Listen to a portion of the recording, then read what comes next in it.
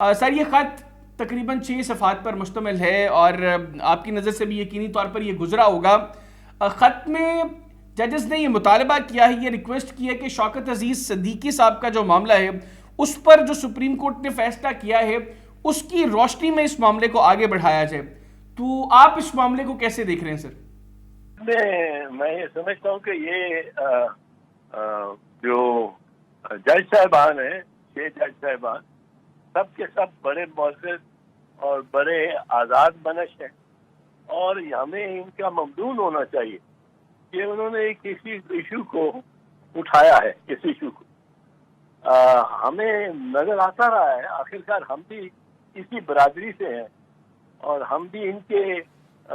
یہ بہت سارے ہمارے جو جج صاحبان آپ نے جن کے نام بھی لیے ہیں، ہمارے کولیگ بھی رہے ہیں، ہمارے ساتھ وکالت بھی کرتے رہے ہیں، اور بڑے میں جانتا ہوں کہ یہ اصحاب بڑے ہی ایک باشعور اور باضمیر افراد ہیں۔ یہ اس طرح کوئی خط لکھنے کی اجتماعی طور پہ بھی ضرورت نہیں کرتا اس ملک میں، ہمارے ملک میں، کہ وہ یہ خط اس طرح کا لکھتے۔ اور سپریم جوڈیشل کاؤنسل بالکل موزوں ادارہ ہے جس کو لکھنا ان کا بڑا جائز اور بڑا صاحب اقدام، کیونکہ سپریم جوڈیشل کاؤنسل کوئی کی صدارت کرتے ہیں chief justice of Pakistan,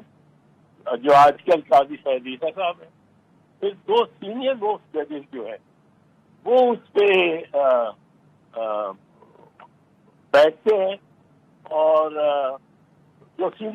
do senior most ججز آف دی سپریم کورٹ، ان میں اب منصور علی شاہ صاحب ہیں اور بندوخیل صاحب ہیں۔ یہ دونوں انتہائی احترام کے واجب ہے ان پہ، اور اور دونوں بڑے نالجبل، اور پیچھے آپ نے دیکھا کہ کتنی اچھی اور بولڈ ججمنٹ دی ہیں مندوخیل صاحب، اور منصور علی شاہ صاحب تو ویسے ہی جانے پہچانے ہیں for human right, for causes of environment. اس کے بعد 2 senior chief justice high courts کے، وہ بھی ان کے ساتھ ہوں گے۔ تو یہ 5 ججز ایک عروج اور ٹاپ آف دا لائن لوگ ہیں اس پیشے میں، اور خاص کر جوڈیشری میں۔ تو میں سمجھتا ہوں کہ ان کو لکھنا، ان کے پاس یہ سوال اٹھا دینا کہ اسلام آباد ہائی کورٹ کے ججز کا ایک بڑا ہی انتہائی سنگین اور اہم معاملہ، اسلام آباد ہائی کورٹ کو